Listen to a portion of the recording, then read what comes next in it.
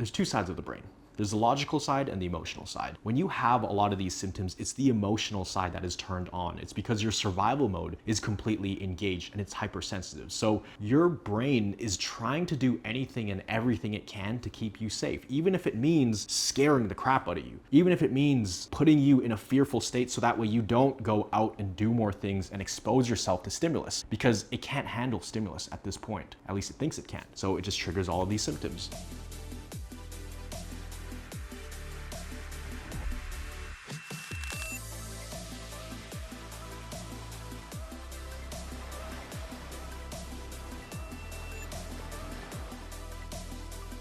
How's it going, guys? Miguel here with CFS Recovery. In this video, I'm gonna be talking about what happens if you find yourself repeatedly asking, am I going backwards? Did I lose progress? Did I relapse? Did I go back to square one? This is an issue that a lot of people deal with when trying to recover. In fact, I don't think there's a single person who doesn't ask themselves this or hasn't asked themselves this. It's part of the recovery process. It's a phase you have to go through where you're constantly going to be doubting yourself in recovery, where you can actually make some progress and your mind will kind of cancel it out. So if you're new to this channel, again, my name is Miguel. I was sick for about 4.5 years. At my worst, I was completely bedridden, hospitalized, could not function at all. I had over 50 symptoms. Doctors didn't know what was wrong. Every test in the book came back normal, but we figured out it was actually an issue with my hypersensitive nervous system. So call it what you want, CFS, long COVID, post-viral fatigue, fibromyalgia. Essentially, it's when your body is in this survival mode. It's in this very hypersensitive state where anything you do can trigger it, and you don't seem to be getting better with time. And so in this video specifically, like I said, how do you deal with the constant ongoing thought and the recurring thought of, did I go backwards? And the reason I want to talk about this, and I'm surprised I didn't talk about this or make this video sooner, is because we hear it all the time from so many different people, whether they're in our programs or whether they're just on the YouTube channel or on Instagram. I get so many comments. Did I go backwards? If you ask yourself this a few times, it's completely normal. But it's when you start falling into a pattern of doing this, where you're constantly doubting your own progress and constantly asking yourself, did you overdo it? Am I going backwards? That's when it gets dangerous, in the sense that you're not going to make progress if you continue asking yourself that. And so if I go back to my time when I was dealing with all of this, it's very interesting because there's two sides of the brain. There's the logical side and the emotional side. When you have a lot of these symptoms, it's the emotional side that is turned on. It's because your survival mode is completely engaged and it's hypersensitive. So your brain is trying to do anything and everything it can to keep you safe, even if it means scaring the crap out of you, even if it means putting you in a fearful state so that way you don't go out and do more things and expose yourself to stimulus, because it can't handle stimulus at this point. At least it thinks it can. So it just triggers all of these symptoms. And so when you're in that state where you're very fragile and even the smallest of things can cause you to flare up quite a bit, it's totally normal to ask yourself, did I go backwards? But here's the thing. Once you understand what's going on, once you understand that this is a hypersensitive nervous system, you don't have to ask yourself that anymore. Because what happens is people expand activity, they'll do a bunch of things, they'll have symptoms, and then they'll have a little bit of a flare-up, right? And that's completely normal. That's part of recovery. If you haven't seen my video about adjustment periods yet, definitely watch that video up here. That is so important. That's one of the foundational concepts I teach on this channel. The fact that you cannot recover without going through these phases of flare-ups here and there. It's just like going to the gym, working out, and getting sore. That's how you get stronger. That's how you make progress. So you need to expose your body to these things little by little, right? In the beginning, it's very light exposure, but nonetheless, you have to go through that phase of increasing activity, then having your symptoms flare up. And if it does flare up, and then you have to pull back activity, it's not going backwards. So let's dispel that myth right here. There's a lot of other people online who say, don't ever feel symptoms, or if you feel symptoms, then you did too much. That is not true. That's garbage, okay? So there is a right way and a wrong way to do it, of course, right? Sometimes, can you go backwards?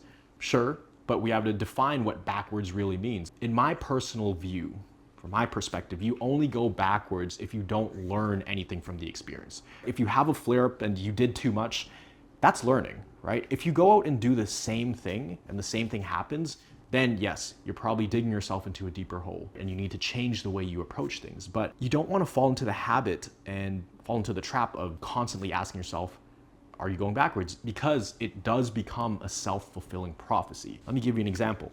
I drive a lot. If I'm driving on the highway and I'm constantly telling myself, don't crash, don't drive into the ditch, don't drive into the ditch, don't hit that car, don't hit that car, what do you think is going to happen? I'm more likely to hit that car because what I focus on is what's going to happen, right? Or let's say I'm doing a speech in front of a bunch of people and I'm constantly telling myself, don't screw up, don't mess up, don't mess up, don't mess up. What do you think is going to happen? I'm probably going to mess up. So in recovery, if you tell yourself constantly, did I go backwards? Did I go backwards? You can get to the point where you can talk yourself into going backwards, and we see it a lot. We see it all the time. So you want to be aware of how you talk to yourself in your mind. Is how you're talking to yourself, is that moving you forward in recovery, or is that moving you backwards? Take note of how you're talking to yourself. Pay close attention to the wording. Are you talking yourself towards recovery, or are you talking yourself out of recovery? Are you sabotaging your own progress? Because I can tell you I did many times without even realizing it, because it was a valid concern. I didn't want to go backwards and I was kind of scared. So I didn't really have anybody to turn to before I met my doctor.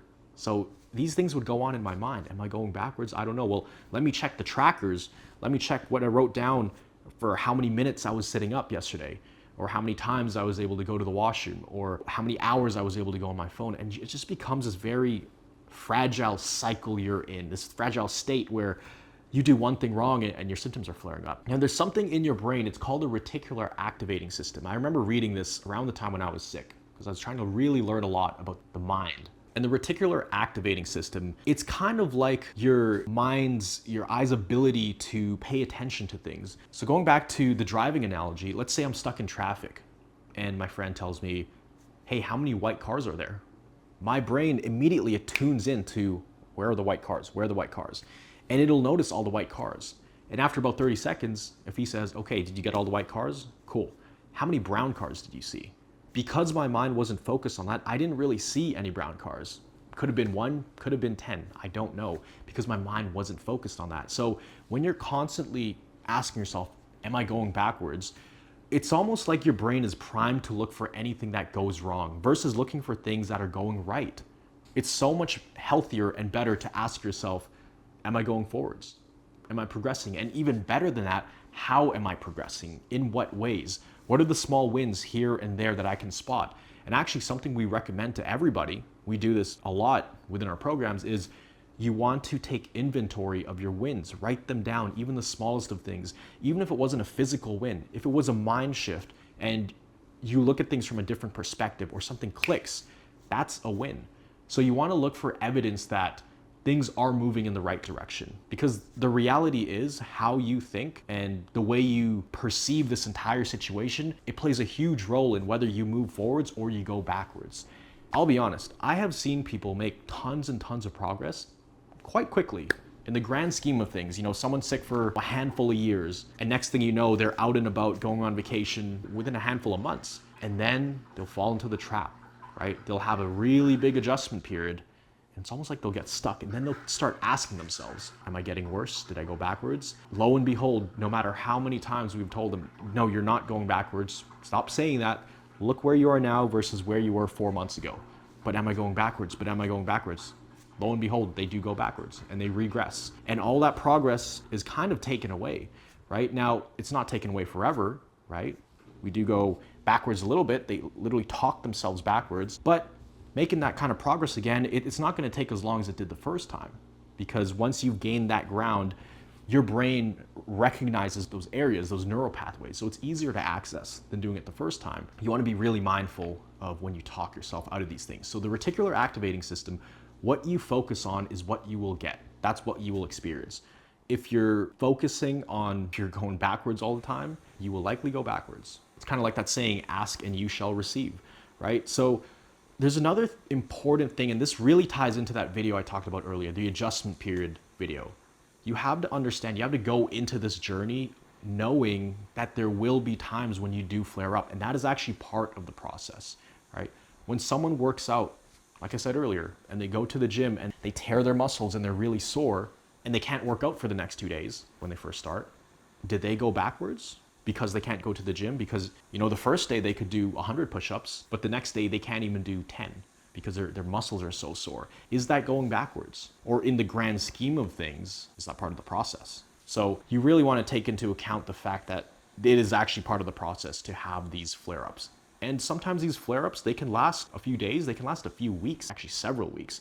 My longest adjustment period was probably 3 months, where I had made tons and tons of progress month over month over month. And of course, not every month was great. Some months I would kind of stabilize, or I'd do a little bit less, but then every few months I noticed that I was getting significantly more energy and less symptoms and more capability to just live life. So my longest adjustment period was after one of the biggest expansions in activity that I did. It's when I went on a trip to Hawaii. It was 5 or 6 hikes, something like that. And this is the most active thing I did in the past couple of years. It was a lot.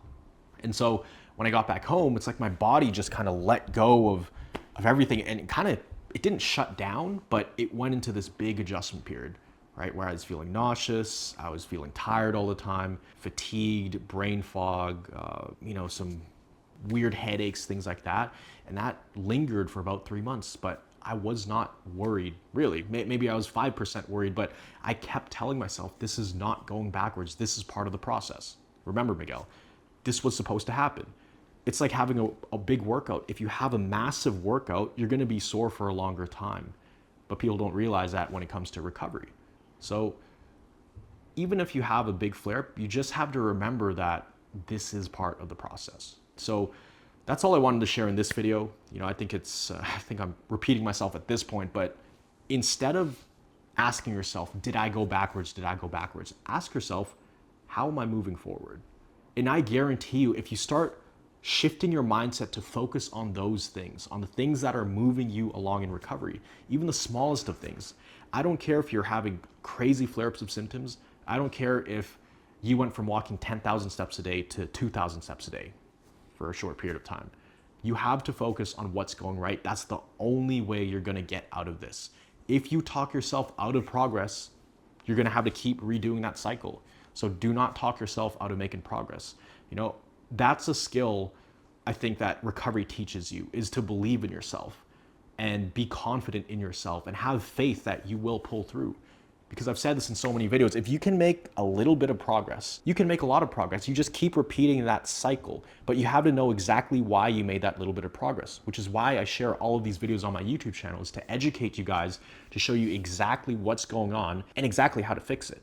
And I share that in so many videos on here, which I shared all these principles in the Recovery Science Blueprint. You can actually click down below in the link in the description. That breaks down all the main frameworks of recovery. So you have to believe in yourself, because at the end of the day, I could tell you these things, your family could tell you these things, you could listen to it over and over again in all of my videos, but unless you believe that you can recover and that things are moving in the right direction, as you apply these frameworks and principles, unless you believe in yourself, none of this is going to work.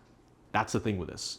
It's not like taking a medication. It's not like, going to some specialist and they do some magic on you and then you start feeling better. Yes, that might work temporarily, but if you truly want your life back and sustain that high quality of life and make sure that this never, ever happens again, you ultimately have to believe in yourself. And I believe in you, and I've seen it so many times. That's why I'm making this video right now. So just know that you can do it. I've seen the most extreme of extreme cases pull through. The doctor said, basically, good luck, this is your life. And now they're dealing with no symptoms and they're living life. So that's all I wanted to share in this video. If you did need some help in recovery, we have many programs that we put out to people, many resources, depending on what's realistic for people to join. But I'm gonna leave a link down in the description below. You can also check those out. We have a few different programs, Recovery Academy and Recovery Jumpstart. Definitely check those out if you're interested in getting help. If you resonated with this video, if you constantly find yourself asking if you went backwards, watch this video over and over and over again until it is burned into your memory. So that way you can have these thoughts and my voice pop up as you're talking yourself out of recovery, because sometimes you need to hear it 100 times for it to click. So make sure you like this video, hit the subscribe button, and always remember that you are a thriver and you are just one mind shift away from living life with thriving health. I'll see you in the next video.